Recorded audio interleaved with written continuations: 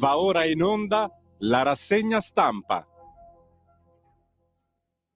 Buongiorno Sveva e buongiorno Italia, buongiorno alle nostre ascoltatrici e ai nostri ascoltatori, voi che siete sempre dei patrioti innamorati della libertà. E allora oggi, 20 settembre 2025, rassegna stampa di Radio Libertà con una puntata che profuma di storia, di battaglie, di identità, perché siamo infatti alla vigilia di uno degli appuntamenti più attesi di tutto l'anno, ovvero il grande raduno di Pontida 2025, dove il cuore pulsante della Lega tornerà a battere forte su quel sacro pratone bergamasco proprio per rinnovare l'antico giuramento di libertà. E allora, come ha dichiarato il vice premier e segretario federale della Lega, Matteo Salvini, non viviamo purtroppo tempi normali, ma a Pontida saremo senza paura. È necessario infatti che questo raduno diventi un momento di riflessione sul coraggio contro la paura, sulla libertà contro la violenza. E infatti, per usare proprio le parole del nostro direttore Giovanni Sallusti, una Pontida nel nome di Kirk e della libertà. E tra gli ospiti poi alla Pontida dei Giovani, che sapete inizia oggi, come annunciato proprio dal segretario federale della Lega Giovani Luca Toccalini, ci sarà anche Jackie Eubanks. Jackie Eubanks che ha lavorato proprio con Charlie Kirk a Turning Point, il portale che appunto lui aveva fondato. Ed è una Pontida che ha assunto sempre più una statura mitica in questa epopea gloriosa della Lega. Pontida che inizia poi dopo un compleanno molto speciale, quello festeggiato ieri dal senatore Umberto Bossi, un politico visionario che è stata la voce di milioni di italiani. E allora, come non evocare in questo clima di battaglia ideale anche le parole immortali proprio di William Wallace nel film Braveheart di Mel Gibson: i nostri avversari non ci toglieranno mai la libertà che appunto non si mendica ma che si conquista, e proprio a Pontida c'è questo campo di battaglia per la libertà. E allora, dopo la rassegna stampa vera e propria, poi ci collegheremo con il nostrissimo Matteo De Sio, anzi ci raggiungerà oggi in studio, quindi sarò affiancato, sarà qui fra poco. Come sapete, lui conduttore per il lunedì della puntata del programma Te la ridò io l'America, e con lui intervisteremo Matteo Mauri, segretario della Lega Giovani Lombarda, per parlare di futuro, di militanza, di libertà di espressione e di giovani che non si arrendono, ma che anzi saranno in prima fila oggi a Pontida. E siccome per noi le vostre opinioni sono sempre fondamentali, quindi terremo il consueto filo diretto. Mi raccomando, oggi diteci, scriveteci come sarà la vostra Pontida, che cosa vi aspettate da questo evento, che significato assume per voi. Intervenite quindi chiamando sempre allo 0292947222, 3 volte 2 finali. Oppure potete scrivere i vostri messaggi quindi nei commenti sotto la diretta della pagina Facebook della radio della Lega, oppure appunto potete mandare i vostri messaggi, le vostre zappe, come le chiama Tonino Danna, al numero WhatsApp della radio, ovvero il 340 67 09 659. Vi ricordo sempre che potete quindi seguirci dal canale digitale della Radio DAB, dicevamo dalle pagine Facebook della radio e della Lega, dal nostro nuovo sito internet www.radiolibertà.net, sempre aggiornato, vero e proprio giornale online, e ovviamente anche dalle app di Radio Libertà per i sistemi operativi sia iOS che Android, e per finire anche dal canale YouTube. Mi raccomando, se siete veramente stufi di questo panorama mediatico in cui imperversa, spadroneggia il politicamente corretto, il woke, allora abbonatevi a Radio Libertà, sosteneteci, basta veramente poco, come vi diciamo sempre, proprio per aiutare una emittente che costituisce un vero unicum, e quindi potete andare alle sezioni abbonati e dona ora del nostro nuovo sito internet. Allora, iniziamo la rassegna stampa vera e propria con la condivisione schermo e andiamo su Libero di oggi, prima pagina. Vedete qui Fitch che alza il rating dell'Italia. Questa è la grande notizia della giornata, che conferma ancora i successi del ministro dell'economia Giancarlo Giorgetti. Vedete, promozione storica, l'agenzia che migliora il giudizio, Giorgetti, strada giusta. Quindi chi lavora e chi blatera, e sono tanti a sinistra che blaterano e che ovviamente in cerca di consensi poi alla fine cavalcano questa onda pro-PAL. Proprio lui, Maurizio Landini, leader della CGIL, plauso al governo, e invece lo psichiatra per l'opposizione. Le parole durissime, veementi di Mario Secchi con questo editoriale. La giornata di ieri è stato un chiaro esempio di come la sinistra abbia completamente perso la bussola. Provo a riassumere il disorientamento dei compagni annotando una serie di fatti e misfatti. E il primo fatto è proprio questa promozione da parte di Fitch. E insomma, per rendersi conto di che cosa sta avvenendo, insomma, pensate a quando l'Italia veniva indicata tra i PIGS, tra i paesi a rischio nella zona comunque euro, insieme a Portogallo, insieme alla Grecia che era sotto scacco per l'austerity, veniva vista sempre come il fanalino di coda. Come è cambiata la situazione, e pensare che una di quelle nazioni che era considerata, no, l'asse trainante dell'Europa, il motore, cioè la Francia, adesso vediamo quante difficoltà che sta affrontando, la crisi proprio strutturale anche del debito pubblico francese, insomma tutte le grane che deve affrontare Macron, e sapete insomma poi l'esecutivo Bayrou che è caduto. L'agenzia di rating Fitch ha promosso a pieni voti i conti italiani, il giudizio è migliorato e si tratta di un risultato storico, è il riconoscimento del lavoro svolto dalla Premier Giorgia Meloni e dal Ministro dell'Economia Giancarlo Giorgetti, che ha commentato: tanto studio, tanto lavoro, serio e riservato. Abbiamo riportato l'Italia sulla giusta strada, e questo alla faccia di chi aveva causato mega voragini, no, nel nostro bilancio, mega buchi con bonus vari, super bonus, reddito di cittadinanza, insomma non era quella certo la strada giusta per una solidità dei conti. Nel mare in tempesta della geopolitica l'Italia ha dimostrato una tenuta che ha sorpreso tutti, una maturità nella gestione dell'alleanza che è sconosciuta agli altri governi europei. La Francia è in panne, no? Lo dicevamo prima, la Germania ha un cancelliere che balbetta, la Spagna è nella surreale parte dell'utile idiota di Hamas. Sapete, no, come si è schierata appunto la Spagna di Sanchez per questa questione della guerra, del conflitto fra Israele e Hamas. Il Regno Unito invece continua ad avere una crisi sociale spaventosa, una quasi guerra civile strisciante. Se Churchill fosse vivo, inorridirebbe. Fitch riconosce 3 anni di buon governo e una spinta a fare la volata per chiudere bene la legislatura e presentarsi in vantaggio alle elezioni politiche del 2027. Quindi da un lato, no, questi risultati storici eccezionali, portentosi, dall'altro invece, appunto, dicevamo, Maurizio Landini, segretario dell'armata Brancaleone della CGIL, un'armata allo sbaraglio. Andiamo allora a pagina 14 che terminiamo questo, poi vedete, così siamo già all'interno di Libero, vi ricordate, no, lo spazio solito, consueto degli editoriali, e comunque delle analisi. Infatti poi vedremo anche l'articolo di Daniele Capezzone sulla Salis. Eccolo qui: migliorano i conti, peggiora la sinistra, ai progressisti di casa nostra non serve un leader ma uno psichiatra. E quindi ha promosso Landini, qui proseguiamo appunto dall'editoriale, la prima pagina di Mario Secchi, del direttore. Landini ha promosso un fine settimana di sciopero in tutti i settori per sostenere i palestinesi, che tradotto significa in realtà diventare uno strumento che favorisce Hamas contro Israele, no? La parte sempre, si diceva, dell'utile idiota per Hamas. Durante la manifestazione di ieri a Roma si sono visti i soliti slogan che sono finiti regolarmente nell'antisemitismo, con addirittura l'abominevole comparazione di Auschwitz a Gaza, dell'Olocausto a una guerra scatenata dalle belve di Hamas con il massacro del 7 ottobre. Nella più grande confusione ideologica, Landini svolge il ruolo dell'ariete che non azzecca il portone da sfondare. La CGIL è un'organizzazione anti-italiana che usa l'arma dello sciopero non per il bene dei lavoratori, ma per raggiungere obiettivi politici, che sono l'illusione ottica della sinistra contemporanea. Scioperare per Gaza contro Israele, sottolineando i surreali complimenti del sindacato palestinese, è un'operazione da ditta di demolizioni che arriva nel momento sbagliato, è del tutto inefficace, è un boomerang. Il primo boomerang arriva dalla Cisgiordania, dove hanno arrestato Iham Harb, uno degli accusati dell'attentato alla sinagoga di Roma del 9 ottobre dell'82, che fu condotto da un gruppo di terroristi palestinesi che appunto erano parte del consiglio rivoluzionario di Al-Fatah di Abu Nidal. Dopo 43 anni la mente di quell'attentato dove morì il piccolo Stefano Gaita, che è stata arrestata. Tutto questo accade mentre la CGIL inneggia la Palestina libera dal fiume al mare e il comune di Roma fa sventolare la bandiera palestinese in Campidoglio, provocando lo sdegno della comunità ebraica. Ecco, piccola riflessione, sono tante poi le testate di oggi che si occupano proprio di questa notizia, no? Della cattura dopo 43 anni della mente di questo attentato terroristico, così come di quest'altro scandalo della bandiera palestinese che è stata fatta sventolare sul comune di Roma, con già le prime timide scuse abbozzate dal centrosinistra romano.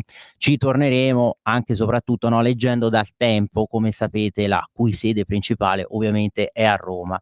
E poi il terzo fatto in questa ricostruzione di Secchi, e cioè l'avanzata o la non avanzata della flottiglia della Greta Thunberg, perché mentre la flottiglia italiana salpa verso Gaza, a Portofino arriva lui, il premio Nobel per la pace Barack Obama. Vi ricordate, un premio Nobel per la pace sulla fiducia, prima ancora che iniziasse, no, il suo mandato, e poi ci ricordiamo anche che il suo mandato fu segnato da tutta una serie di guerre, di coinvolgimenti degli Stati Uniti nelle primavere arabe, quindi nella destabilizzazione del Medio Oriente e in generale di tutto il mondo. Non è in missione per aggregarsi a Greta Thunberg Obama, ma è in vacanza ospite sul mega yacht di Steven Spielberg insieme appunto alla moglie Michelle. E non c'è niente di epico. L'impegno per i palestinesi è stato sostituito dalla gita nella Riviera Ligure, è ignoto il menù. Quel che è certo è che l'idolo dei democratici con questa mossa da vacanza in Italia rende ridicolo tutto quello che sta accadendo. Il premio Nobel per la pace che galleggia in Liguria, Landini che blocca l'Italia con i suoi scioperi, la flottiglia che parte verso Gaza, però con tutta una serie di battute d'arresto. Infatti poi ci torneremo per questo viaggio della flottiglia appunto della Greta Thunberg, di questa missione per Gaza. C'è una morale in questa storia, si chiede Secchi. Sì, è ancora una volta visibile lo smarrimento dei progressisti, inseguono cause perse, Israele vincerà la guerra e la mappa del Medio Oriente è già cambiata, fanno politica contro l'Italia, sono diventati il partito del tanto peggio, tanto meglio. Vogliono governare, ma in realtà hanno bisogno di uno psichiatra. E allora, dicevamo, parole fortissime, molto molto taglienti da parte di Secchi. Noi torniamo allora sulla prima pagina di oggi di Libero, vedete la CGIL ferma tutto per Gaza, perciò questo ammonimento di Secchi, e l'Aigonu che invece non cade nella trappola, perché nell'intervista che le ha preparato la Lily Gruber, alla fine lei la stuzzica, la Gruber che stuzzica appunto Paola Egonu, però lei fa muro, perché voleva chiederle appunto ma ritiene che l'Italia sia un paese razzista, un paese in cui ancora imperversa questo virus, e invece la Egonu non è caduta appunto nella trappola. Nuovo scontro con l'Ungheria, Salis fatti processare, vigileremo anche noi che il giudizio sia equo, questo è l'appello di Daniele Capezzone. Lasciamo da parte Pasdaran, i piromani, gli appassionati delle risse sui social. Non ha fatto male, ma ha fatto malissimo il portavoce di Viktor Orban a inviare Ilaria Salis provocatoriamente le coordinate di un carcere ungherese. E quindi qui Daniele Capezzone che invita la Salis a fidarsi, a non sottrarsi al processo, ma eventualmente a far valere le sue idee all'interno appunto di un processo. E questo appunto è di nuovo a pagina 14 dove eravamo prima, dicevamo appunto per lo spazio consueto all'interno di Libero per le analisi, gli editoriali. Ci torniamo un secondo, vedete qui che segue dalla prima pagina: cara signora Salis si faccia processare, l'immunità all'eurodeputata. E quindi poi il padre di Ilaria, qui prosegue Daniele Capezzone, ha risposto a questa provocazione del portavoce di Orban pubblicando su X le coordinate di Piazzale Loreto. Anche qui la solita risposta violenta e insomma sulla violenza, o meglio ancora sul fascismo degli antifascisti ci sarebbe tanto da ridire, da puntualizzare. Facciamo infatti una piccola deviazione, perché su questo volevo tornarci con la riflessione proprio anche del nostro direttore Giovanni Sallusti con il Parlando Liberamente, che è già appunto disponibile, quindi potete andare qui sul sito, vedete, della nostra radio, Parlando Liberamente con Marco Respinti, Kirk che difendeva la normalità sublime, questa settimana Parlando Liberamente, la nostra intervista settimanale con i protagonisti della politica, dell'attualità del giornalismo. Giovanni Sallusti discute con Marco Respinti, firma di Libero, corrispondente internazionale del Washington Times e studioso del pensiero conservatore anglo-americano dell'omicidio Kirk e dell'importanza del suo messaggio politico anche postumo. E quindi allo stesso modo attraverso Turning Point qui si fa un parallelismo con quello che era accaduto appunto per altri maestri con altri maestri culturali degli anni passati. Per esempio vengono citati Richard Weaver, Russell Kirk, Frank Meyer, Mary Rothbard. Anche attorno a loro appunto nacque un movimento che può essere definito un movimento sinceramente di popolo. E allora allo stesso modo attraverso Turning Point USA Kirk ha animato la base del Partito Repubblicano e ha tentato di far calare dall'alto i concetti dei massimi sistemi dentro l'azione politica quotidiana e negli spazi che contano di più, quelli frequentati dai giovani come le università, i social e la comunicazione alternativa. Charlie è morto perché era un uomo che difendeva un'umanità semplice e oserei dire una normalità sublime. E normale non è una parola tabù, contiene il termine norma, che vuol dire che esiste una regola nella realtà, nella morale e nella vita politica. E invece poi sentiremo, ecco, la riflessione, vedremo la riflessione e l'analisi di oggi di Borgonova appunto sulla verità, che invece spiega come questo pensiero woke imperante odi il passato, odi tutto ciò che può appunto semplicemente lontanamente ricordare una norma etica. Credo che Kirk intendesse l'azione politica come una manifestazione concreta della sua fede religiosa, che il primo emendamento della Costituzione americana garantisce e sancisce come primo diritto politico di ogni cittadino e che investe la vita pubblica e sociale. Un giorno durante un suo intervento Charlie disse: Gesù Cristo è più importante addirittura della politica, e vallo a spiegare a chi ovviamente non è credente. Sparandogli è stato dimostrato che la mancanza di argomenti dei suoi avversari era tale da voler annientare la realtà. Ecco perché questo furore ideologico. Il suo metodo ha dato più fastidio di tutto il resto, e questa caricatura contro di lui è un continuo ucciderlo, uno scempio intellettuale di cadavere. È qualcosa veramente di straziante per i suoi cari. E anche negargli il minuto di silenzio, come è successo al Parlamento europeo, significa annacquare e sminuire la portata storica di questo avvenimento e negare uno dei pilastri dell'Occidente. E allora vedete, ecco, quando prima parlavamo di questa violenza antifascista, che poi l'organizzazione Antifa, come sapete, è stata designata come criminale, come terrorista, sia nell'Ungheria di Orban, sia adesso una mozione approvata in Olanda. E allora ci ricolleghiamo a questo tema perché era anche l'altro editoriale, no, appunto del nostro direttore Giovanni Sallusti. Vediamo se ve lo riesco a riprendere da qui, altrimenti magari riaggiorniamo la pagina, e cioè quello di ieri a proposito appunto del fascismo, degli antifascisti. E qui vedete, poi potete trovare tutti gli altri aggiornamenti, come per esempio anche il "Viva Salvini, l'unico che sta davvero con Israele", questo a proposito dell'intervista che ha rilasciato alla TV israeliana, al canale israeliano I24 News.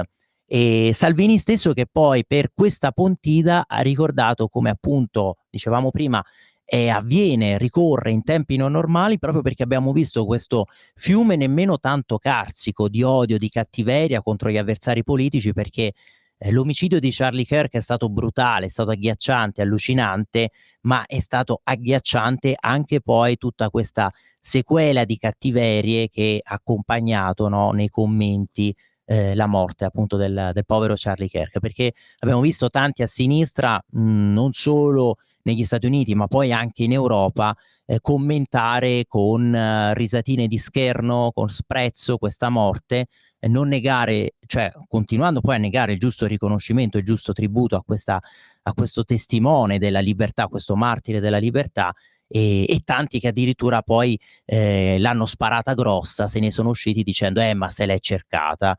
Vi ricordate anche l'uscita proprio infelice, vergognosa dello stesso Pier Giorgio Di Fredi. Torniamo invece sulla riflessione di oggi di Daniele Capezzone a pagina 14 di Libero sulla Salis che deve farsi processare. Circa un anno fa lui spiega: da queste colonne avevo ricordato la scelta di un grande italiano, Enzo Tortora. Tortora era un uomo innocente, una chiara vittima della giustizia, ma una volta eletto all'Europarlamento con Marco Pannella, sia in commissione sia in aula, fu il primo a chiedere che l'autorizzazione a procedere contro di lui venisse concessa affinché potesse sottoporsi al processo. Chiese solo ragionevolmente di poter rimanere libero in attesa del giudizio, ma arrivò al punto di minacciare le sue dimissioni nel caso in cui, riconoscendogli l'immunità totale, i suoi colleghi lo avessero salvato dal giudizio di un tribunale del quale aveva peraltro ogni motivo per diffidare. E quindi perciò l'invito di Daniele Capezzone alla Salis, l'invito a farsi processare, a farsi giudicare, a non fuggire dal processo, e l'area Salis, a nostro avviso, dovrebbe compiere la stessa scelta, anziché andare in cerca a quella di voti per blindarsi dietro lo scudo parlamentare. Ci mancherebbe, anche per lei deve valere il sacro principio della presunzione di innocenza, nonostante la sua notoria vicinanza a gruppi di estrema sinistra dediti agli scontri in giro per l'Europa con estremisti della parte avversa. Come i lettori sanno, la Salis è per questo oggetto di gravissime e pesanti accuse a Budapest, per le quali, lo ripetiamo ancora, va considerata innocente fino a sentenza definitiva. E infatti in Ungheria si è sempre ripetuto, no? Anche da parte di Orban, questo sconcerto. Solo in Italia può succedere che una che va in giro per l'Europa a pestare fantomatici militanti neofascisti, neonazisti, ecco, solo voi potete eleggerla europarlamentare. Non solo, prosegue qui Capezzone, nulla può giustificare le immagini che Libero a suo tempo criticò senza riserve, dando volentieri la parola anche a suo padre, di una cittadina italiana trascinata in catene in tribunale. Scena sicuramente sgradevole e ingiustificabile che valse alla Salis la solidarietà di tutta l'Italia, e qui scrive Capezzone, noi inclusi. Altro conto è però quello che è successo dopo.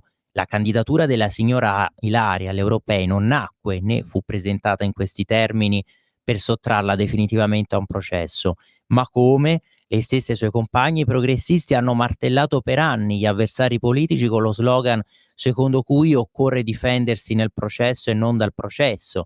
Vi ricordate, no? Nella stagione berlusconiana che si lanciava questa accusa a Silvio Berlusconi: tu stai scappando dai processi e non ti difendi all'interno dei processi. E poi invece quando questo fatto li tocca personalmente cercano la gherminella per impedire che si arrivi a sentenza. E allora ecco la via liberale, propone appunto Daniele Capezzone, la via maestra da seguire. Ilaria Salis ha diritto a un processo che sia giusto, ma quel processo si deve tenere. Occorrerà vigilare, e noi stessi ci riteniamo impegnati a farlo, affinché a Budapest i suoi diritti di difesa siano garantiti, affinché l'accusa compia la sua parte nel rispetto delle regole, affinché il giudice sia veramente terzo. Ma la Salis non ha alcun diritto a svignarsela e a farla franca, ed è invece purtroppo quello che è accaduto finora, in attesa quindi di questo voto sull'immunità. Ma rimaniamo su Libero, e siccome vedo sono già le 8:27, direi di far così. Andiamo a vedere quello che Libero scrive per Pontida di oggi, e allora andiamo a pagina 8, poi facciamo questa carrellata, no, tra tutti i quotidiani, le testate, per leggere appunto cosa scrivono i giornali di noi, della Lega. E allora eccoci qui, pagina 8, ve lo ingrandisco un attimo, se no magari non si legge bene. La 2 giorni del Carroccio, domani la folla leghista sul pratone di Pontida e Salvini incontra Bossi alla vigilia del raduno. Si comincia oggi con i giovani, dicevamo, sul palco insieme al leader e il vice segretario Vannacci e il ministro Valditara, l'omaggio a Kirk con gli ospiti stranieri, da noi proposte, non odio.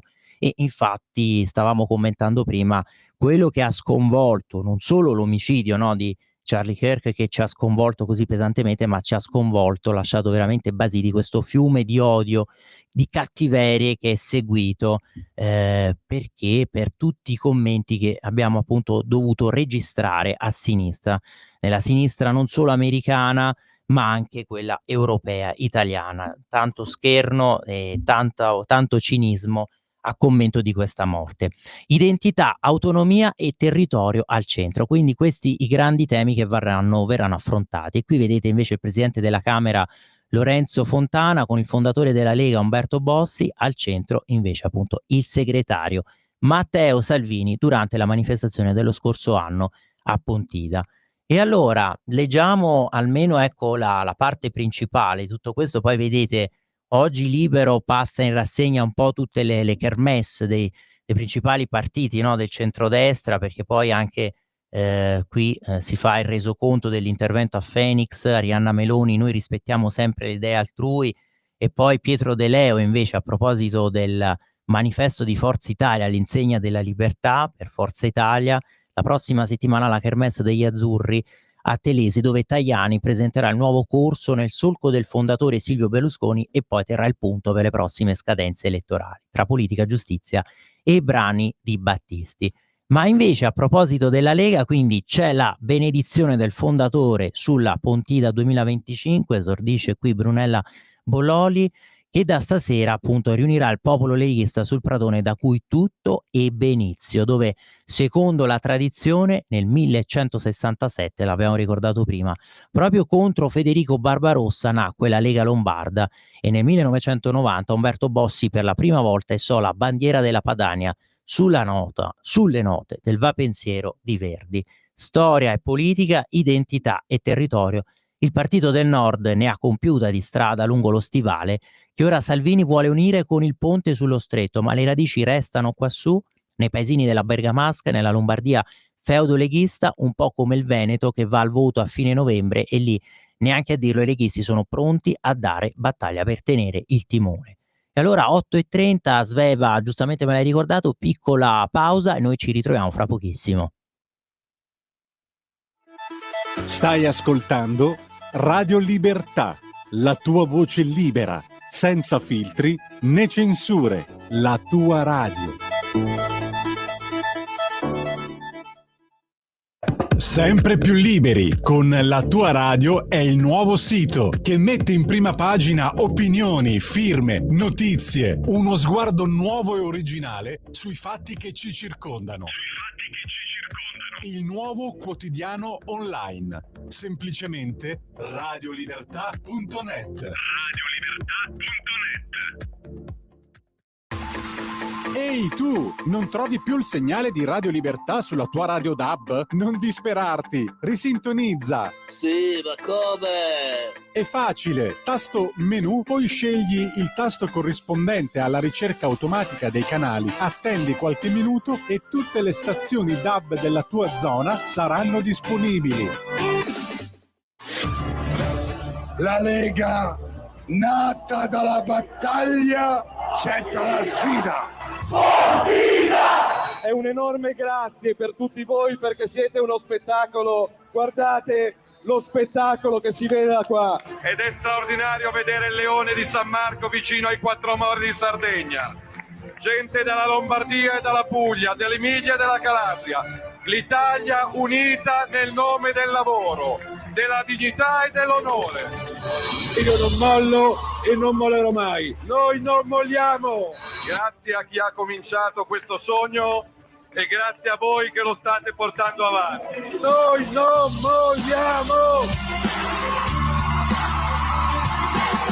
Speciale Pontida 2025. Vi aspettiamo in diretta sui canali di Radio Libertà domenica 21 settembre dalle ore 8:30. Radio Libertà, la tua radio. E rieccoci in onda, avete sentito questo jingle con poi l'intervento di Matteo Salvini veramente da brividi, epico, e il passaggio soprattutto in cui si è ricordata l'unità d'Italia che si crea proprio a Pontida, no? Quando lui dice è uno spettacolo vedere assieme il Leone di San Marco, insieme poi alle Teste dei Mori dalla Sardegna, vedere tutte le regioni italiane lì rappresentate anche in questo spettacolo veramente di araldica, perché con tutte le bandiere, vessilli, gonfaloni. E allora dicevamo che ovviamente la parte del Leone sarà della Lombardia, sarà del Veneto, ma non solo, tutte le regioni. Il Veneto perché? Perché poi torna al voto, stavamo leggendo qui proprio dall'articolo di Brunella Bolloli, no? Da Libero di oggi a pagina 8, e allora a proposito del Veneto che deve tornare al voto a novembre, dicevamo, Zaia che spiega io non posso candidarmi ma è giusto che si vada avanti in continuità con il mio mandato. E a Gemonio Varese c'è stato un incontro affettuoso tra il segretario Matteo Salvini, confermato dal congresso fino al 2029, e Umberto, proprio l'Umbertone che ieri ha compiuto 84 anni. E tra il vice premier e il senatore oltre un'ora di colloquio sulla situazione politica e sul partito, insieme anche ad un brindisi di auguri. Bossi è un grande visionario, l'ha definito Zaia, perché è riuscito in anni difficili a dar voce a chi non aveva questa voce. E in quanto alla Lega di oggi non è quella di 20 anni fa, tutti i partiti evolvono di destra e di sinistra, ma sentenza il governatore veneto, il leghista non perde l'identità. Senza identità non c'è consenso, non c'è popolo. E infatti l'identità è rimasta sempre quella, perché se magari è cambiato il nome a quella che era la battaglia principale, ma è rimasta la sostanza. La sostanza è la battaglia per l'identità, la battaglia per la libertà, per le maggiori autonomie. Magari appunto prima si voleva una declinazione nella forma del federalismo, addirittura c'è stata, no, la stagione del secessionismo, ma appunto la battaglia resta sempre quella, per una maggiore libertà, per una maggiore autodeterminazione, e infatti ovviamente questa Pontida servirà anche poi a riflettere su tutti i progressi che sono stati realizzati con la riforma dell'autonomia differenziata, su quello che c'è ancora, no, da approvare per arrivare proprio al traguardo finale. Il 37° raduno di Pontida, che comincia oggi con i giovani guidati da Luca Toccalini e prosegue domani, si conferma dunque un appuntamento dal forte connotato identitario, stavolta ancora di più vista la situazione internazionale, e lo slogan recita "Liberi e forti", e il concetto di libertà sarà il filo conduttore della kermesse, specie ora dopo l'assassinio di Charlie Kirk, brutalmente censurato da chi uccide le idee altrui. In onore dell'attivista MAGA, Make America Great Again, Salvini aveva chiesto un minuto di silenzio durante il comizio elettorale per Acquaroli nelle Marche, un modo per far riflettere sul clima di odio politico che galoppa pericolosamente oltre i confini degli USA. Ricordando Kirk, i leghisti organizzeranno gazebo e tour per portare la libertà di pensiero nelle scuole, l'omaggio nei confronti del 31enne americano che sarà corale dal palco di Pontida. E quindi un palco che metterà la libertà al centro del dibattito contro il pensiero unico. La nostra è una Pontida di proposta e non di odio, assicura il vice premier. E anche gli ospiti stranieri non sono lasciati al caso. Tra gli altri ci saranno Jordan Bardella del Rassemblement National di Marine Le Pen, star dell'anno scorso, Santiago Abascal, leader di Vox, e Flavio Bolsonaro, il senatore figlio dell'ex presidente brasiliano Jair. Non sarà una Pontida come tutte le altre, continua a ripetere Salvini, che oggi pomeriggio aprirà l'evento salendo sul palco insieme al nuovo vice segretario Roberto Vannacci e al ministro dell'istruzione e del merito Giuseppe Valditara, mentre domani dalle 10 ad arringare la folla radunata sul sacro suolo ci sarà il leader di fronte appunto alla sua gente. Non mancherà nessuno, i ministri della Lega, i capigruppo Riccardo Molinari e Massimiliano Romeo, i parlamentari, i consiglieri regionali, i consiglieri comunali, gli amministratori, simpatizzanti provenienti da tutta Italia, pensate con oltre 200 pullman. E per il generale Vannacci, promosso vice segretario nazionale con Silvia Sardone, si tratta di un debutto alla kermesse di ispirazione bossiana e non è detto che a tutti possa piacere, specie ad alcuni dirigenti della vecchia guardia del partito, indispettiti dalle idee e dai toni militareschi dell'ex Parà, recordman di voti in Europa e nella sua Toscana, che è una delle regioni al voto a breve, anche appunto per le regionali.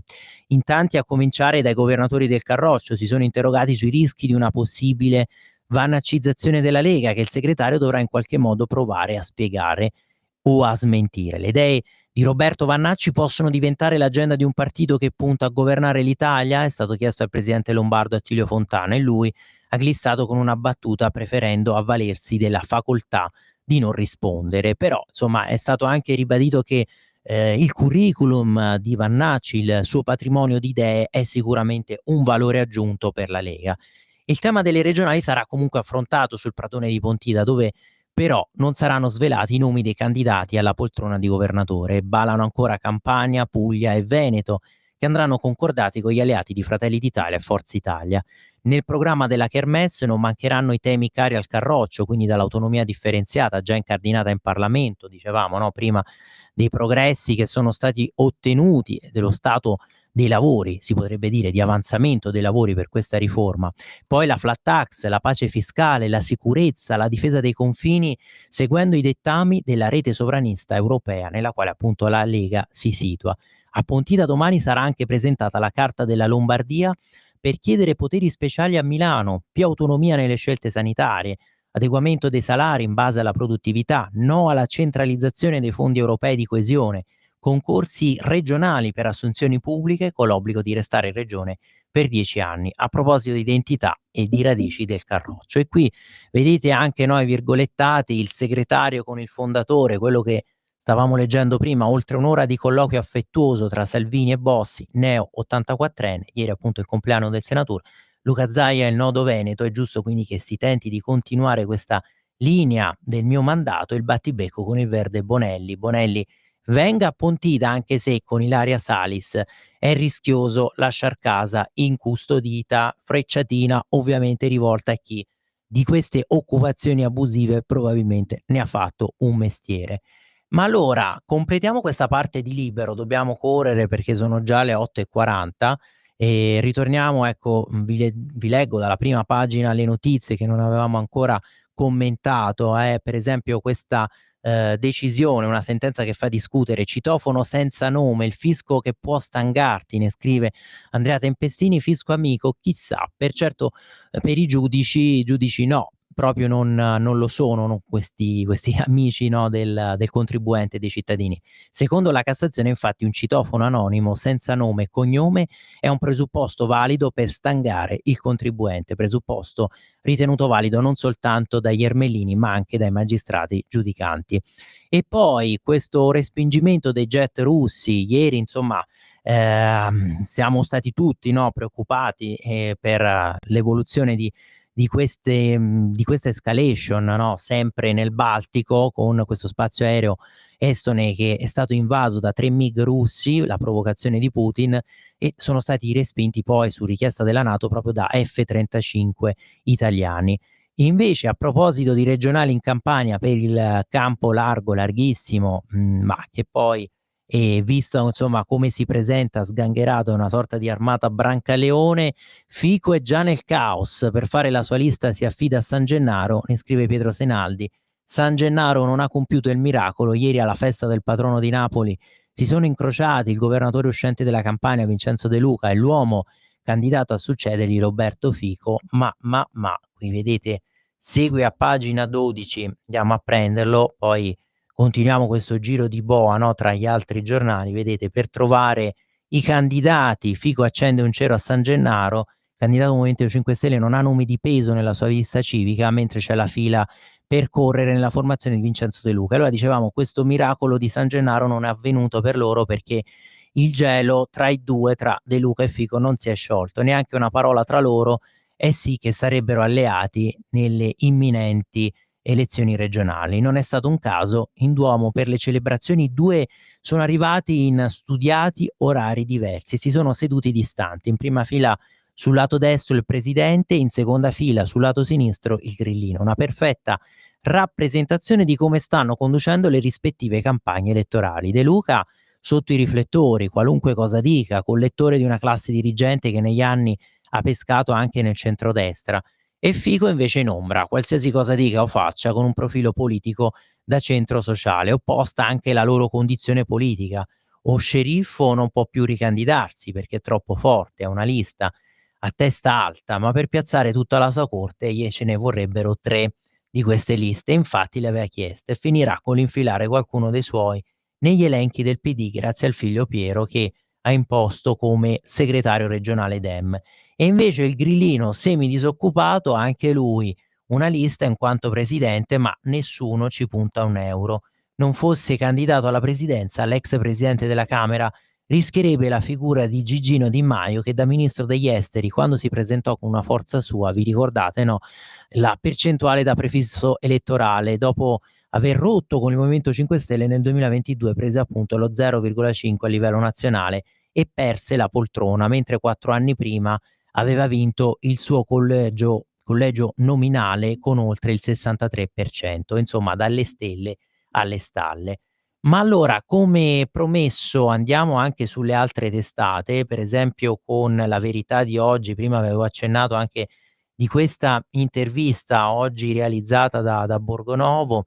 Vedete, allora, innanzitutto qui, imbavagliare chi sparge veleno sul cadavere di Kirk sarebbe un autogol, scrive Paolo Del Debbio. È pur vero però, come dicevamo prima, che abbiamo visto questo fiume nemmeno tanto carsico di odio, di cattiverie su Kirk, sui suoi sostenitori, che viene anche da riflettere, da interrogarsi se questa libertà di espressione possa essere sempre così tutelata, anche quando di fatto non è un discorso libero di libera espressione, ma è un puro discorso di odio, un hate speech. E poi l'analisi su questa il bilancio, insomma, lo sconfortante bilancio di 9 mesi nella sola Venezia per gli arresti delle borseggiatrici, fermate 130, ma le borseggiatrici in carcere ben 0, fermate a quota 0, perché tutto questo è favorito dalla legge voluta da Marta Cartabia, la cocca, qui si ricorda, del presidente Mattarella. Col paradosso che ora sono le malviventi a denunciare chi intralcia il loro lavoro. Sì, perché abbiamo visto che sono passate all'attacco, alla controffensiva, no? Queste borseggiatrici che si permettono anche di denunciare chi le ferma, chi le riprende, chi filma loro mentre sono in azione. E su questo scrive Maurizio Belpietro: credo che sia giunta l'ora di aggiornare la Costituzione. L'Italia non è una repubblica fondata sul lavoro, bensì sul furto, e riconosce e garantisce diritti inviolabili dell'uomo, ma spesso della donna, che ruba, che deruba. Non si tratta di una provocazione, bensì di una semplice constatazione. Infatti oggi nel nostro paese si può depredare il prossimo e vivere felici, protetti dalla legge impunemente, perché il latrocinio è in pratica stato abolito, depenalizzato. L'immunità è garantita da un sistema giudiziario che nei confronti di ladri e borseggiatori si dimostra tollerante, e alla fine anche chi è stato beccato più volte con le mani nel sacco è rimesso in libertà senza neppure l'obbligo di passare dalle patrie galere. Esagerazioni, ma che. E poi, a proposito quindi di questa intervista che vi citavo, tenuta da Francesco Borgonovo a Frank Furedi, i progressisti pensano che quelli come Charlie siano inferiori, a pagina 4, e sentite qui l'esternazione del consigliere del PD che accosta le Brigate Rosse a Charlie Kirk. Però giustamente qui si fa notare, però loro non odiano, no, a sinistra. E allora andiamo un attimo a pagina 4, vi dicevo, ecco, per questa intervista ve lo apro da qui, poi ovviamente dicevamo passiamo anche a vedere gli altri giornali d'area, no? Tempo, Giornale, ma anche Corriere, Repubblica, tutti gli altri. Vedete, per i progressisti Kirk non era un essere umano. Qui ve lo zoom, se no non si vede bene. Datemi, vi sposto anche quest'altra di finestra, ecco qua. E allora, virgolettato, il pensiero woke odia il passato, quello che stavamo anticipando prima, il modo in cui la gente parlava, si vestiva, mangiava, ma soprattutto il pensiero woke odia tutto ciò che può essere normale, una norma, no, di vita, una norma etica. La Gran Bretagna è una democrazia antichissima, ma ora la libertà lì è minacciata. E infatti poi questo vorremmo anche chiedere al nostro ospite, a Matteo Mauri, perché se ne è occupato, no, nelle ultime settimane di tutte queste proteste a Londra, nel Regno Unito, contro l'invasione di immigrati clandestini, e poi proteste che sono state subito bollate come di estrema destra, e addirittura, no, sembra che sia diventato un peccato capitale mortale girare in Regno Unito e in Gran Bretagna con la bandiera di San Giorgio, che è la bandiera appunto dell'Inghilterra, con i simboli del proprio paese. Siamo veramente alla follia, no? Mondo al contrario. Frank Furedi, scrive qui Francesco Borgonovo, è uno dei più originali intellettuali dell'Occidente. Leggere per credere il suo nuovo libro La guerra contro il passato, appunto casa editrice Fazzi, dedicato alle storture della cancel culture. Questo volume si occupa anche delle cosiddette guerre culturali che hanno incendiato le università americane, in cui Charlie Kirk è stato molto impegnato. Infatti poi di Kirk si è sempre ricordato questo suo amore per il dibattito, per il confronto, e probabilmente è per questo che ha pagato la vita, proprio perché lui accettava il confronto con tutti, con chi la pensava in maniera diametralmente opposta alla sua. E infatti, siccome poi i progressisti erano a corto di munizioni verbali, a corto di argomenti, no, con cui ribattere alle sue tesi, si è arrivato poi a questo brutale, barbaro assassinio.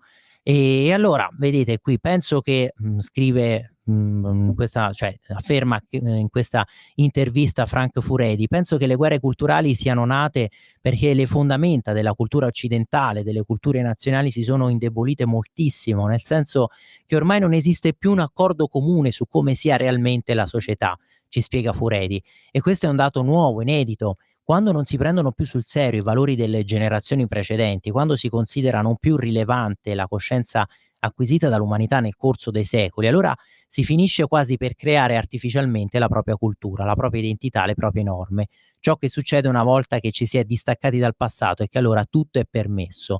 I nostri valori culturali sono diventati il fulcro della politicizzazione, per la semplice ragione che ormai l'ideologia non significa più nulla. E allora la domanda proprio sulla morte di Kirk, ecco, dipende da queste guerre culturali, questa morte di Charlie Kirk? Domanda appunto Borgonovo. L'omicidio di Kirk è il risultato del modo in cui l'identità ha assunto questa incredibile importanza, del modo in cui l'identità è diventata politicizzata.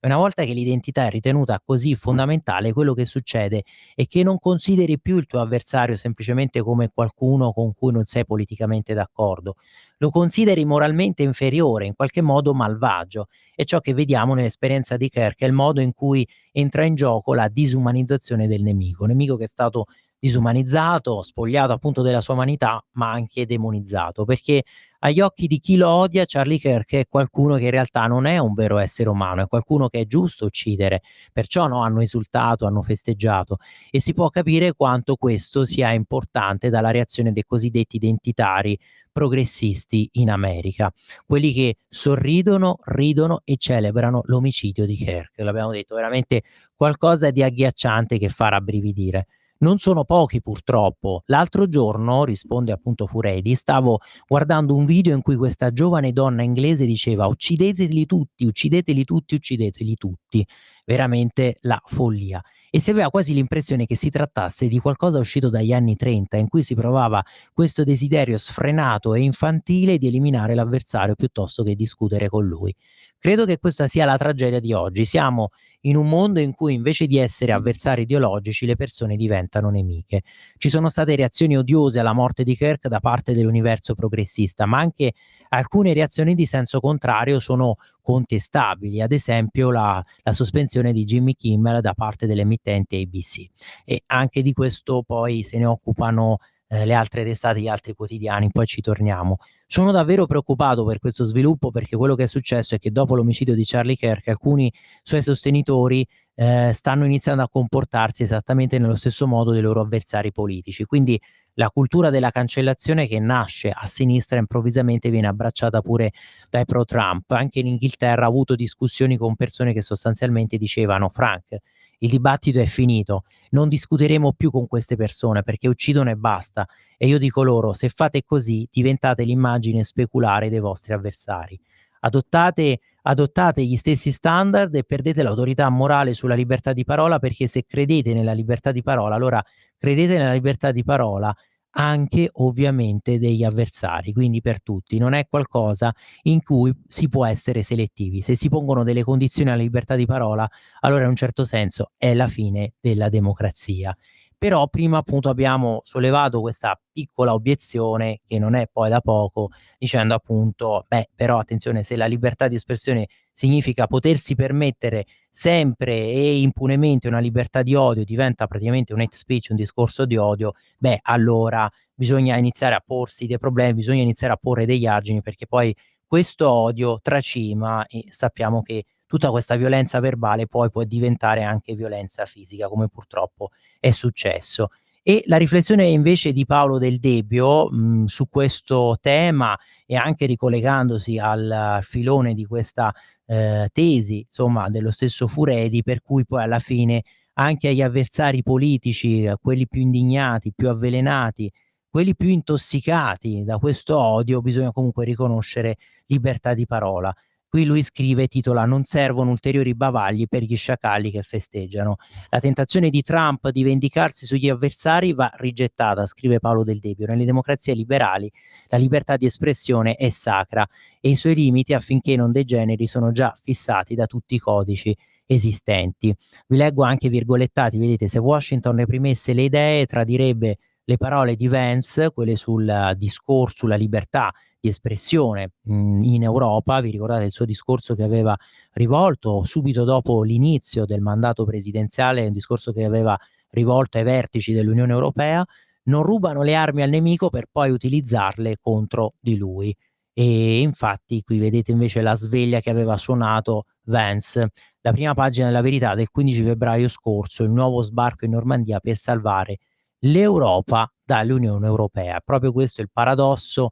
Abbiamo sempre detto che proprio quei movimenti identitari che amano l'Europa dei popoli, delle nostre radici, delle nostre identità, che amano così tanto il nostro continente, la sua storia, sono poi i partiti che più rigettano questa costruzione burocratica elefantiaca che schiaccia la libertà dei popoli, questa costruzione dell'Unione Europea. E qui motiva Paolo Del Debbio, quindi c'è già tutto per condannare quello che hanno commesso gli haters nei confronti di questo giovane cittadino statunitense ucciso, come c'è già tutto per quello che succede in quelli che spesso si trasformano in una fogna, cioè i social, da parte di esponenti, di gruppi, di associazioni, movimenti e quant'altro. Un liberale esige che chi infrange questo diritto cardine della democrazia sia punito nel modo più rigoroso possibile e soprattutto nel modo più veloce possibile. Quando J.D. Vance venne in Europa e fece il famoso discorso di Monaco, quello che abbiamo ricordato, che La Verità appunto celebrò con una prima pagina dedicata sulle limitazioni e sui pericoli per chi sostiene determinate idee piuttosto che altre, disse qualcosa di vero, ma che sarebbe contraddetto, qui sostiene Del Debbio, sarebbe contraddetto da provvedimenti statunitensi che vanno nel senso, nella direzione di una limitazione della espressione del pensiero, non perché non sia giusto limitarlo, ma perché tali limitazioni esistono già in tutti i paesi democratici e quindi sarebbero per esempio le limitazioni della legge penale che ovviamente limitano tutti quei discorsi che possono ovviamente favorire la commissione di altri reati e quindi qui la conclusione: se c'è debolezza e un'adempienza da parte dei pubblici poteri nel sorvegliare, limitare e punire coloro che non rispettano questo diritto fondamentale dell'uomo, ebbene è tempo che si adottino le misure e si investano le risorse necessarie perché questo avvenga. La persona è la fonte dei diritti ed è il primo elemento costitutivo della società. Sul fondamento della persona si fondano i diritti e le organizzazioni statali. La persona non è solo materia, ma pura intelligenza e spirito, ed esprime se stessa esercitando il diritto di manifestare, esporre e difendere le proprie idee. E però, come dicevamo, questa obiezione, ma quali idee però, se queste idee sono però puro odio nei confronti degli avversari? E qui invece il voto negli Stati Uniti, nella Camera statunitense, in 58 votano contro Charlie. Dettagli inquietanti sul killer: navigava su siti pornografici a tema fantasy con allusioni alla pedofilia. E qui infatti tutta la ricostruzione, quindi la posizione di Twigs, che appunto non è l'unico dettaglio che colpisce dell'inchiesta di questa posizione, a catturare l'attenzione è anche il profilo digitale di Robinson. Twigs, come sapete, ha ammesso al suo fidanzato e convivente, il transessuale Lance Twigs, di essere l'esecutore materiale dell'omicidio. E poi è venuto fuori, rivelato dal Daily Mail, infatti, che l'assassino di Kirk era un appassionato, pensate un po', di furry, nonché contenuti erotici e pornografici di stampo omosessuale. La sottocultura furry, parola inglese che significa peloso, più in particolare ruota attorno a personaggi animali umanizzati. In origine si trattava di un fenomeno ludico fatto di disegni, cartoni animati, fumetti, giochi di ruolo e travestimenti, ma negli anni ha sviluppato un filone esplicitamente erotico, contenuti pornografici che mettono in scena rapporti sessuali fra creature metà umane e metà animali, talvolta spinti fino a pratiche estreme. È proprio in questo ambito che Robinson avrebbe trovato parte dei suoi riferimenti online, seguendo artisti conosciuti per la produzione di materiale pornografico furry e commentando contenuti legati a sessualità fetish e devianti. E insomma, materiale con probabilmente anche riferimenti pedofili. Chissà se poi la strategia difensiva sarà quella di sostenere che magari non fosse totalmente capace di intendere e di volere. E allora chiudiamo questa parte della verità, poi andremo avanti anche con Tempo e Giornale. Prima dell'intervista con il nostro ospite, vedete, 19° pacchetto qui dalla prima pagina della Verità di oggi: fine dell'import di CNL, Bruxelles sa solo sanzionare Putin, ma è scontro sull'uso di asset russi. Qui se ne occupa Giuliano Zulin. E poi Tallinn che invoca l'articolo 4 della NATO per questi F-30, per questi 3 MiG, scusatemi, che sono stati intercettati dagli F-35 italiani sui cieli dell'Estonia. Nuova invasione dei cieli della NATO, stavolta dopo Polonia e Romania è toccato all'Estonia, il cui spazio aereo è stato violato da 3 MiG-31 russi. Il compito di respingerli è appunto toccato a 2 F-35 italiani. E poi, per la questione dei vaccini, iniezioni separate diluite nel tempo, Stati Uniti, freno ai vaccini tetravalenti, non serve farli tutti assieme. Se ne scrive Maddalena Loi. E insomma La Verità commenta, La Verità che si è occupata tanto dei vaccini, della pandemia, della cosiddetta dittatura sanitaria, La Verità che commenta plaudendo queste decisioni perché le ritiene appunto ragionevoli. La prima riunione della commissione consultiva del CDC si è chiusa con il voto a favore della decisione di fermare la raccomandazione del vaccino tetravalente per i bambini sotto i 4 anni. I trattamenti per la prevenzione delle malattie coperte dal sero avverrà invece separatamente. Infatti vedete tutto lo spazio che oggi dedica La Verità qui su questo tema, pagina 17, ecco vi ci porto, e anche qui zoom. Infatti altro buonsenso sui vaccini negli Stati Uniti, non serve più farli tutti in una volta. La prima riunione della nuova commissione consultiva ha frenato la raccomandazione per l'uso del siero unico contro morbillo, parotite, rosolia e varicella. La somministrazione appunto avverrà separatamente. Sono le 9, Sveva me l'ha ricordato, allora piccolo break, noi ci ritroviamo fra pochissimo.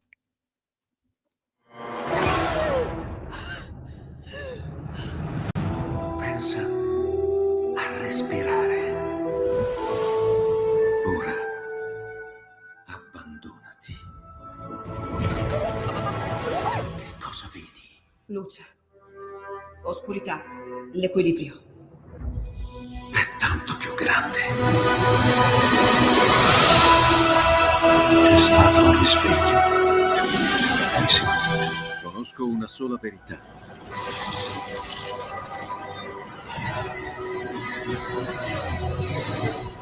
Movie Time ti fa entrare nel vivo del cinema, ti fa sentire come se fossi tu il protagonista del grande schermo.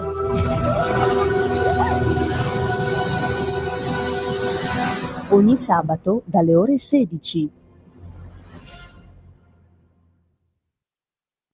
Sempre più liberi con La Tua Radio è il nuovo sito che mette in prima pagina opinioni, firme, notizie, uno sguardo nuovo e originale sui fatti che ci circondano. Il nuovo quotidiano online, semplicemente radiolibertà.net. E rieccoci in onda, eravamo qui proprio sulla Verità di oggi, pagina 17, per questa decisione di buonsenso sui vaccini, quindi che non servirà più farli tutti in una volta, e quindi frenata la raccomandazione per l'uso del siero unico, dicevamo, contro morbillo, parotite, rosolia e varicella. E questa somministrazione, le somministrazioni di questi 4 vaccini quindi avverranno separatamente. E poi l'altra decisione invece che ha fatto discutere, oggi se ne occupano tante testate, vedete le toghe che sdoganano anche l'assegno di divorzio pure alle coppie delle unioni civili, le motivazioni della Cassazione, c'è un disegno pluralistico dei modelli familiari a seguito dell'evoluzione dei costumi. La sentenza quindi che concede a una donna il mantenimento dall'ex compagna e quindi secondo i giudici è sempre necessario tutelare il partner più fragile. E poi nella Milano di Sala che cosa succede? Che anche Stefano De Martino è stato rapinato con il trucco dello specchietto, il conduttore della trasmissione Rai Affari Tuoi è rimasto vittima del furto del suo orologio Patek Philippe del valore di alcune migliaia di euro. Giovedì pomeriggio in zona Bocconi, qui a Milano. De Martino sarebbe stato avvicinato da 2 uomini scooter che hanno urtato lo specchietto della sua Mercedes e quando il conduttore ha tirato fuori la mano per rimetterlo in posizione gli hanno sfilato l'orologio. Il conduttore ha quindi chiamato la polizia denunciando il reato.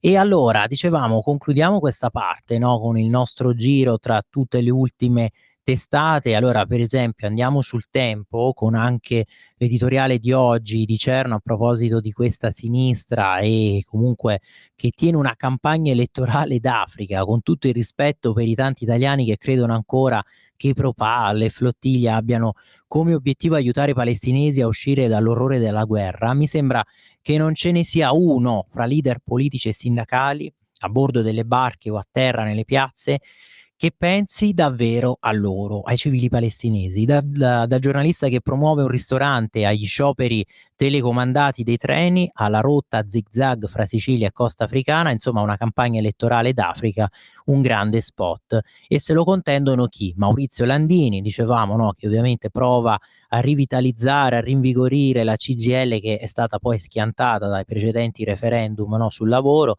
prova a rinvigorirla con questo tema Pro-Pal, e tema condiviso poi da chi? Da Giuseppe Conte, pure Elish Line, che spiegano al mondo che quella missione salverà il Medio Oriente dal conflitto. conflitto. Questa nave che è un po' una crociera, anche qui radical chic da sinistra al caviale. Mentre l'Europa cade nella propaganda di Hamas per tenere calme le frange estreme della sinistra pronte a scatenare la rivolta nelle capitali europee, se la prende con Israele per mettersi a posto la coscienza. Intanto a portare gli aiuti sono sempre gli stessi di prima, e se era per questi signori stavamo freschi. Buoni scioperi e guerriglie urbane a tutti, buone elezioni ai capetti della sinistra, ma non fatelo in nome di Gaza che non se lo merita. Appunto questo è l'attacco di Cerno contro chi strumentalizza queste vicende, contro chi strumentalizza l'orrore della guerra. Putin che si fa il suo festival della canzone, la pubblicità che appare a New York, il tempo di Osho che ironizza, con Putin che romanesco dice "me sa che invito pure Gialisse". E poi non solo TikTok, Trump Xi prove generali d'intesa, ci andiamo a pagina 10 perché questa è una delle altre grandi notizie della giornata, no? Questa possibilità comunque di disgelo tra le due superpotenze, o comunque il tentativo di poter dialogare su tanti temi e quindi rafforzare un'agenda comune tra i due giganti, cioè la superpotenza americana e quella cinese. Telefonata da Trump e Xi, pronto l'incontro in Corea, i due leader hanno discusso del possibile accordo su TikTok, il presidente statunitense intesa su molti temi. Qui vedete i due leader e infatti qui vedete nell'inizio dell'articolo il virgolettato dal presidente Trump: ho concordato con il presidente cinese Xi Jinping che ci incontreremo al vertice APEC in Corea del Sud, che andrò in Cina all'inizio del prossimo anno e che il presidente Xi verrà anche negli Stati Uniti al momento opportuno. Con queste parole postate sul social Truth, il presidente americano Donald Trump ha commentato dopo l'atteso colloquio telefonico con i leader cinese, il secondo dal ritorno del tycoon alla Casa Bianca e il terzo dall'inizio dell'anno, e Trump ha anche aggiunto che ci sarà un nuovo ulteriore contatto telefonico con Xi, anche se media ufficiali del gigante asiatico non fanno per ora alcun accenno a un possibile incontro tra i due. Il presidente statunitense era stato nella Repubblica Popolare già all'epoca del suo primo mandato alla Casa Bianca e nel 2019 aveva visto Xi a Osaka a margine del G20. Ma sempre sul tempo, poi vi segnalo pagina 9 di oggi perché si parla di Pontida. Allora vedete qui, andiamo un attimo indietro, Salvini che rilancia Pontida, dal guru di Kirk e Big di Vox, allerta ai massimi livelli, controlli serrati e scorta eccezionale per i leader del Carroccio. L'abbiamo detto prima, ricordando proprio le sue parole di Matteo Salvini: non viviamo tempi normali per colpa di questa follia, di questo furore ideologico, e la vittima è stata appunto Charlie Kirk, ma non dobbiamo rimanere schiavi della paura. Fra gli ospiti domenica anche Jackie Eubanks, l'abbiamo ricordato, che lavorò proprio con Charlie. Già oggi attesi 1000 ragazzi che si accamperanno sul Pratone. Ospiti il figlio del Bolsonaro, di Jair Bolsonaro, poi c'è Jordan Bardella, dicevamo Santiago Abascal, leader di Vox, il capoleghista che ha rivolto gli auguri a Bossi per i suoi 84 anni, e domenica sarà anche la sua Pontida. Questo è l'articolo appunto a firma di Edoardo Romagnoli. Oggi è una Lega più nazionale, meno federale, come dimostrano gli oltre 200 bus da tutta Italia, una Lega che ha perso il nord nel nome del partito, una scelta che sicuramente magari non è piaciuta a chi c'era fin dal giorno zero, e l'ex dirigente del Carroccio Roberto Castelli in un'intervista all'ADN Cronos ha lanciato un paio di frecciatine proprio sul tema identitario. Questo lo leggiamo, no? Siccome molti di voi ci accusano di essere poco critici o comunque poco aperti alle critiche, alle altre osservazioni, vedete questa nota per esempio di Castelli, sapete, uno dei cosiddetti delusi. Secondo me quest'anno i provenienti dalle regioni dagli Appennini in giù supereranno quelli che vengono dagli Appennini in su. Un'affluenza che per Castelli comunque non basterà a riempire il Pratone, dice lui. Il Prato è sempre più stretto perché viene sempre meno gente, ha continuato, e invece poi chissà come sarà smentito tra oggi e domani. Per l'ex ministro della giustizia l'escamotage è stato quello di spostare i gazebo che prima stavano fuori dal Prato per accogliere la gente. Ma dicevamo poi i dati reali saranno quelli, no, che faranno fede. Ci sarà anche il generale Roberto Vannacci, che per una parte del partito continua a essere un po' una nebulosa, un personaggio utile alla causa. Sarebbe stato difficile fare a meno di quei di quel 500.000 di voti alle scorse elezioni europee, ma mai fino in fondo parte di quella storia. Diverso anche nei simboli, al posto di Alberto da Giussano c'è la X della 10ª massa, al posto del sole delle Alpi le magliette Vannacci Make Pontida Great Again. E quindi già oggi 1.000 ragazzi che arriveranno per accamparsi sul Pratone in vista di domenica dovranno passare da una serie di controlli ben più serrati e, come ha ricordato Salvini, questa 37ª edizione sarà una Pontida diversa, visti i tempi, è difficile pensare che possa esserci qualcosa di migliore. E poi andiamo anche sul giornale di oggi, vi apro da qui la prima pagina, eccoci qua, e poi ovviamente un flash anche per Corriere Repubblica, ci torneremo anche con i nostri ospiti commentando le notizie. Vedete, Italia promossa, crisi finita, questo giudizio veramente superlativo con una fiducia a livelli pre-2016, Fitch che alza il rating grazie a conti in ordine e stabilità, e quindi sapete qual è il nome che bisogna ovviamente citare perché il merito è suo, Giancarlo Giorgetti, che ha tenuto così in ordine i conti, quindi non solo IRPEF in manovra, aiuti a famiglie e imprese. Il governo si prepara a raccogliere i frutti di questi primi anni di lavoro. Ieri sera è arrivata questa decisione dell'agenzia Fitch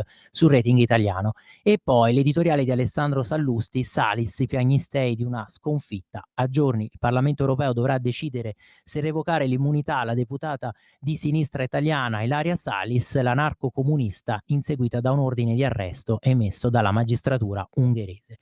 Ma allora sono le 9:11 e quindi io credo di aver già sforato abbastanza, perché oltretutto ci hanno già raggiunto sia Matteo De Sio, che vedo di là e che sta per entrare in studio, vediamo se è qui, eccolo che si sta avvicinando, e ci ha raggiunto in collegamento anche il nostro ospite Matteo Mauri, l'abbiamo ricordato, segretario della Lega Giovani Lombarda. Matteo, ci senti?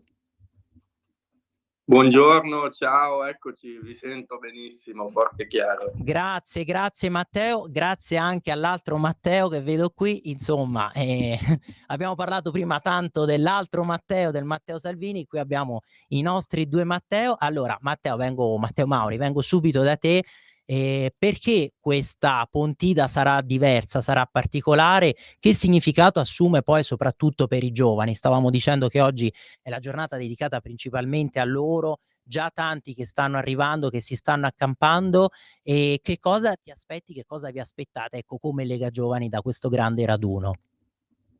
Certo, i più temerari sono lì già da ieri sera sul Pratone di Pontida, ma sicuramente una Pontida diversa, una Pontida molto importante, perché viviamo un momento storico particolarmente importante, nel senso che abbiamo visto tutti quello che sta succedendo nel mondo, lo stiamo vedendo tutti, in particolar modo quello che è successo qualche giorno fa in America, l'omicidio di un ragazzo che lui come noi faceva politica attivamente fuori dalle scuole, fuori dalle università, per portare avanti quelle che erano le sue idee di libertà, confrontandosi anche con chi non la pensava come lui.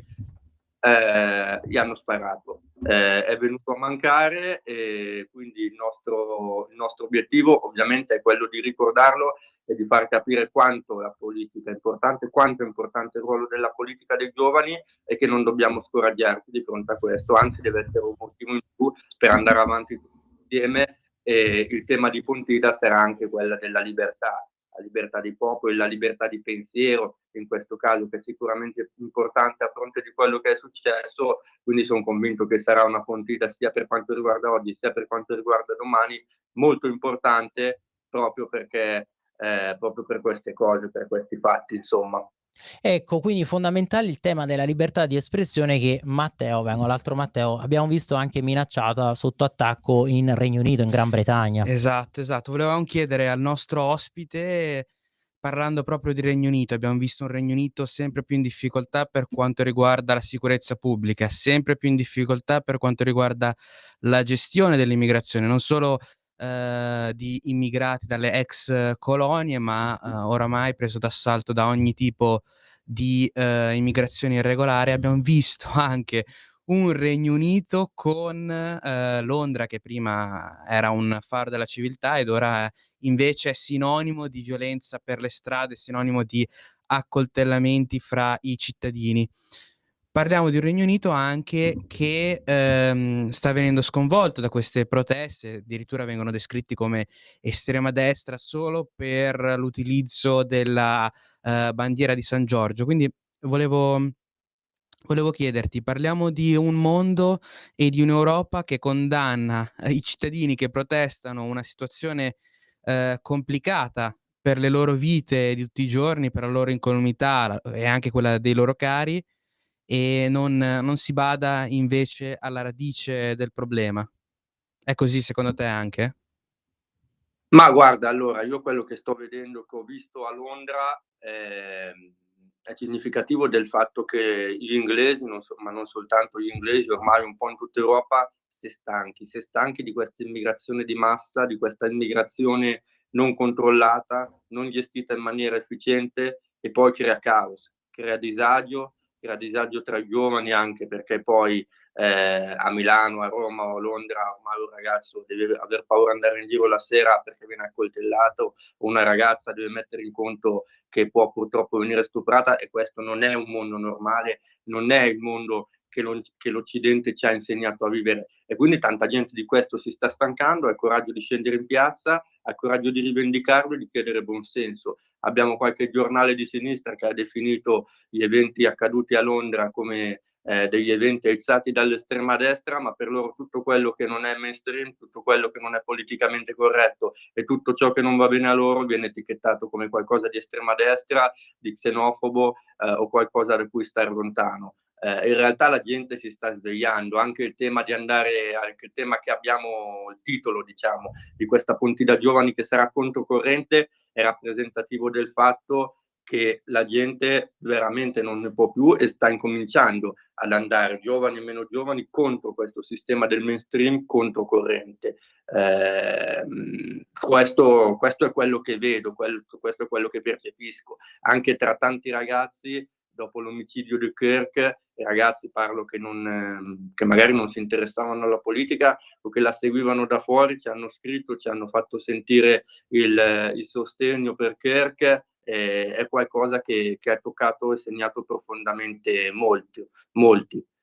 Il tema è proprio quello della libertà. Anche col tema dell'immigrazione di massa purtroppo si vanno a creare veramente dei veri e propri quartieri, delle vere e proprie zone ghetto. L'abbiamo visto in Francia, l'abbiamo visto in Belgio, e quindi quartieri, zone franche dove lo Stato non può entrare. Questo non può assolutamente accadere e la politica deve intervenire in maniera seria e strutturale. Assolutamente sì, e infatti poi proprio per riallacciarci a questo tema ricordiamo che verrà, l'abbiamo detto anche prima, stessa Jackie Eubanks che aveva collaborato con Charlie Kirk per Turning Point USA.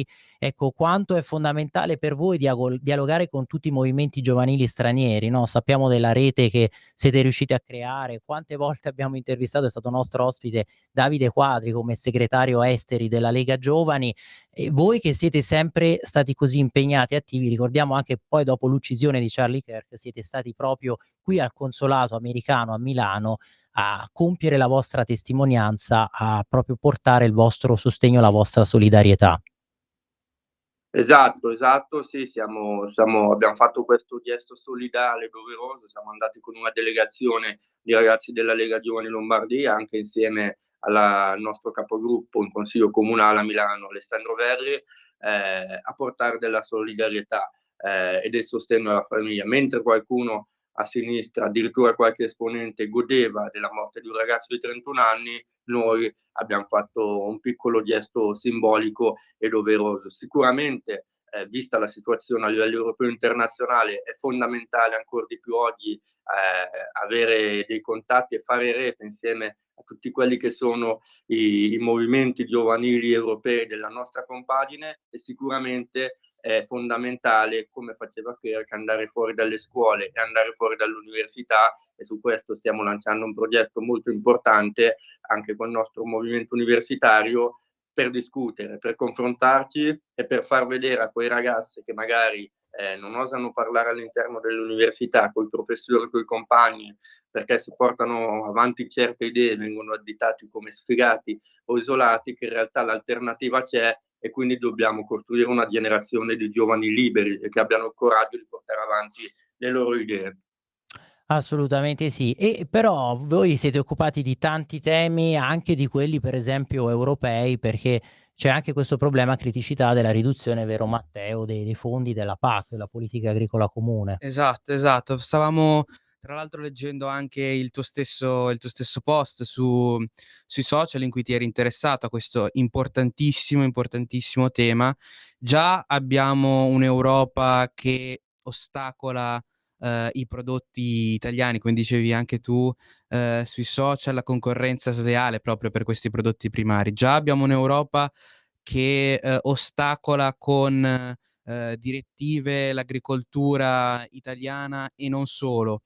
Già abbiamo un'Europa che sembra, veramente, preferire i prodotti esteri in generale anche per l'importazione, piuttosto che l'esportazione dei nostri prodotti. Infatti non hanno lottato a sufficienza proprio per quanto riguarda i dazi con gli Stati Uniti, ricollegandoci quindi al discorso precedente di Charlie Kirk.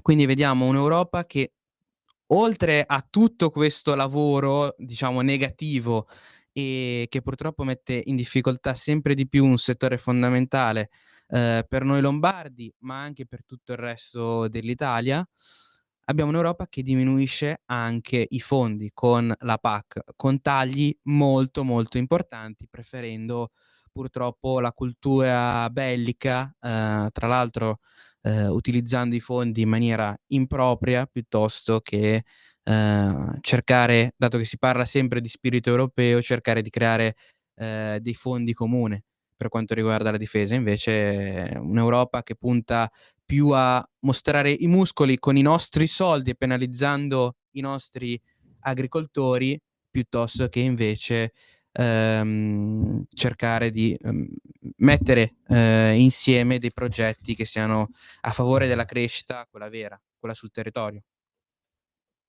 Sì, assolutamente. Poi quello che fa arrabbiare, quello che fa rabbia è che sistematicamente, quando c'è da fare qualche taglio a livello europeo, quando c'è da andare a colpire qualcuno, l'Italia, magari il nord, sono sempre i primi ad essere colpiti. In modo speciale la Lombardia è la zona agricola più importante che abbiamo nel paese. Il fatto di tagliare il 30% della PAC per i successivi anni diventa un problema molto importante. Parlavo l'altro giorno con una rappresentanza di giovani agricoltori che mi evidenziavano proprio questo problema. Già guadagnano una miseria per tutti i vari tagli. Se vengono eliminati anche questi contributi, a quel punto lì ha poco senso anche andare avanti, ed è un peccato perché comunque viviamo in un paese, viviamo in una regione basata, no? Sull'agricoltura. Ce lo insegna la nostra storia, ce lo insegnano i nostri nonni, ce lo insegnò anche il mitico Umberto Bossi, che ieri era il suo compleanno. Approfitto per fare nuovamente gli auguri, e questo però lascia presagire che insomma può succedere una volta, 2 volte, 3 volte, quando incomincia a diventare un taglio sistematico e per tutti i settori.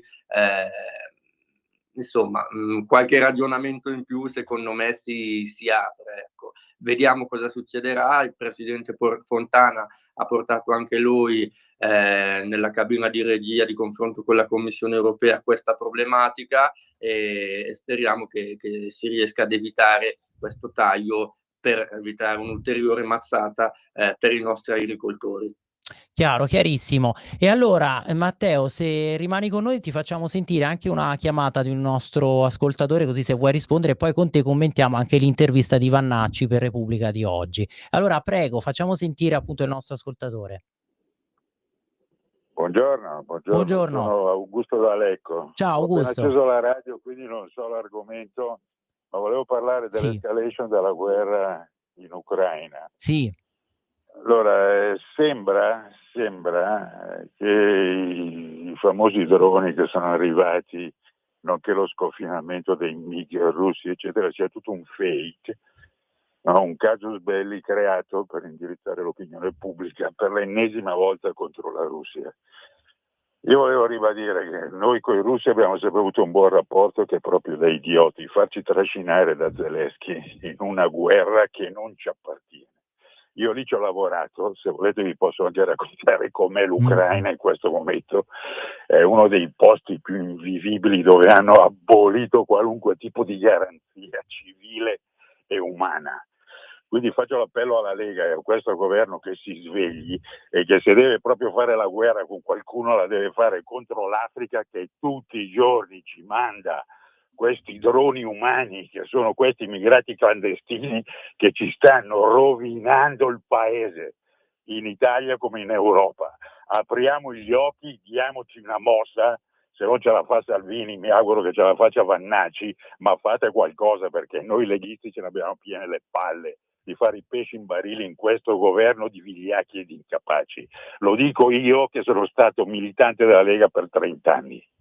Vi ascolto per radio, vi saluto e vi ringrazio. Grazie a te, anche perché quello che ci hai detto si ricollega proprio a quello che dovevamo commentare, no Mattei, perché oggi proprio nell'intervista per Repubblica, poi recuperatela perché è una delle poche parti insomma che salveremo di Repubblica di oggi, perché lasciamo perdere l'editoriale di Giannini di oggi sull'onda nera dei populismi dei sovranisti, ma questa intervista, pagina 21 di Repubblica, Vannacci su Pontida che chiarirà l'evoluzione della Lega, non è più il partito 92, ma Vannacci riflette proprio su questa esagerazione della paura russa, della minaccia russa, no? Qui si scrive: ma anche lo sconfinamento dei droni russi, a cui l'Italia si è opposta partecipando al dispositivo aereo della NATO, per l'eurodeputato leghista è quantomeno esagerato. Virgolettato: il supposto attacco di droni russi alla Polonia si sta rivelando qualcosa di sovradimensionato. E allora Matteo Mauri, il tuo punto di vista, la tua valutazione, perché Salvini l'ha sempre detto, no? Cioè, alla fine noi dobbiamo ovviamente mirare alla pace, aveva anche detto chi può intervenire proprio per evitare l'escalation e ridurre questi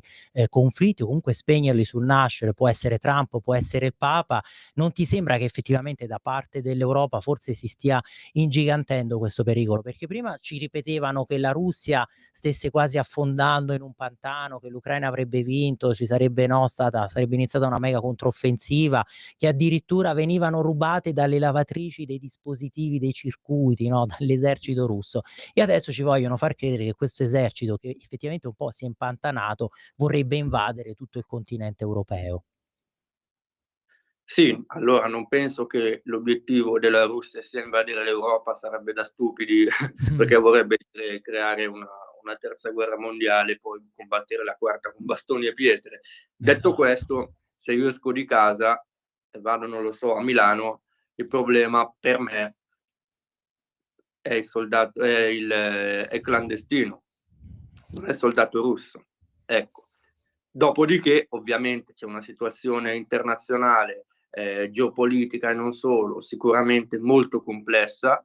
Ha provato Trump ad incontrare Putin, lo ricordiamo tutti, nella data di Ferragosto sembrava che le cose potessero prendere una determinata direzione, poi è restato tutto un po' in sospeso per invariabile del vento, poi l'informazione, la disinformazione anche nei territori di guerra, lo sappiamo benissimo, lascia molto tempo che trova ed è molto complessa da filtrare. Come hai detto anche te, come dice anche Matteo Salvini, l'augurio ovviamente è quello di cercare di risolvere le cose prima possibile, al meglio possibile, per evitare ulteriori morti sia a livello militare che a livello civile, e contribuire a una de-escalation a livello internazionale che di sicuro farebbe solo bene in un momento come questo, ecco. Assolutamente sì. Sveva, chiedo a te conferma, perché mi sembra che forse ci fosse un'altra chiamata, vero? Allora ci scusiamo per l'attesa, la facciamo sentire, così chiudiamo poi la puntata di oggi con l'intervento del nostro ascoltatore. Prego. Luigi, 50 anni, sì, molto attento sulla politica, e io non sono di parte. Primo, in Europa ci siete voi, Fratelli Italiani, cioè quando vi parlate di agricoltura, un certo Lollobrigida, eccetera.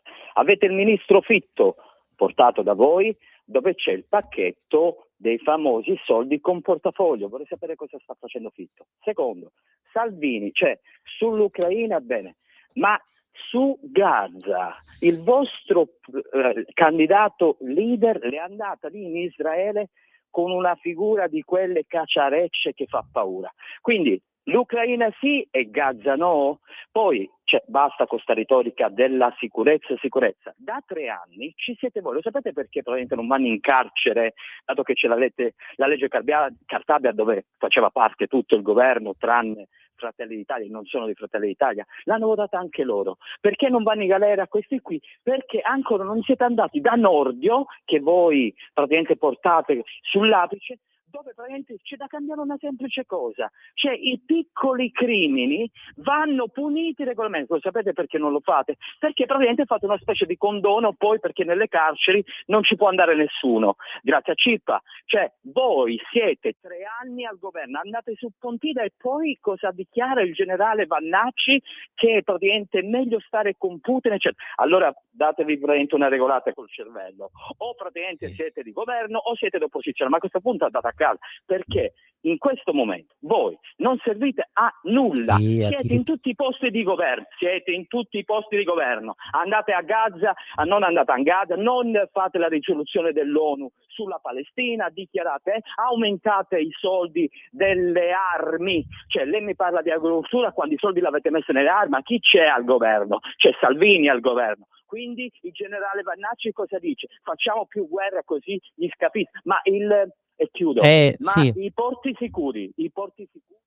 Ecco, sì, abbiamo dovuto chiudere. Matteo, un flash, però ecco, non si può pretendere in 3 anni di compiere una rivoluzione totale. E poi abbiamo visto che come questo governo, una maggioranza di centrodestra, prova ad intervenire su temi delicati come la giustizia e cerca di essere più rigoroso, più severo, sappiamo sempre che partono le inchieste, partono minacce nemmeno tanto velate da parte di alcuni settori della magistratura, e soprattutto abbiamo visto anche la guerra che è stata compiuta da parte di alcuni magistrati con determinate sentenze per cercare di smontare tutti i provvedimenti in materia di immigrazione. Quindi al nostro ascoltatore risponderei così, dicendo che innanzitutto non si può pretendere di cambiare tutto e subito, e soprattutto le grandissime difficoltà che si incontrano per cercare finalmente di migliorare la situazione, di correggere i tanti problemi che sicuramente notiamo e che vogliamo risolvere. E poi per concludere mi permetto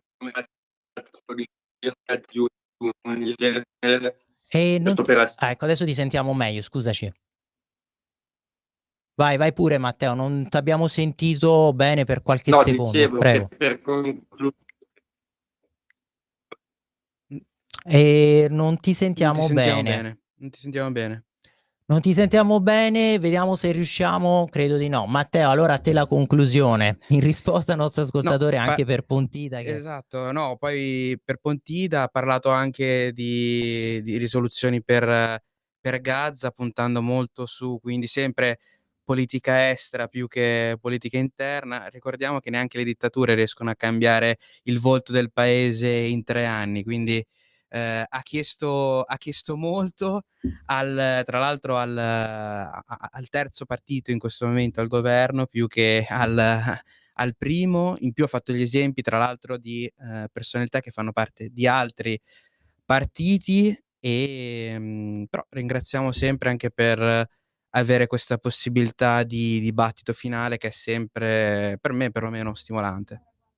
E allora, grazie Matteo, grazie anche all'altro Matteo che salutiamo, chissà se riusciamo ecco, adesso ti sentiamo meglio, grazie a tutti voi. E allora ovviamente vi aspettiamo su questo sacro patrone di Pontida proprio per la nostra battaglia ideale, e saremo lì, no, a sguainare lo spadone a 2 mani proprio di Brevard, sempre per difendere le nostre idee e la nostra identità. Grazie a tutti voi, e allora veramente buona Pontida. Buona Pontida a tutti. Avete ascoltato la rassegna stampa.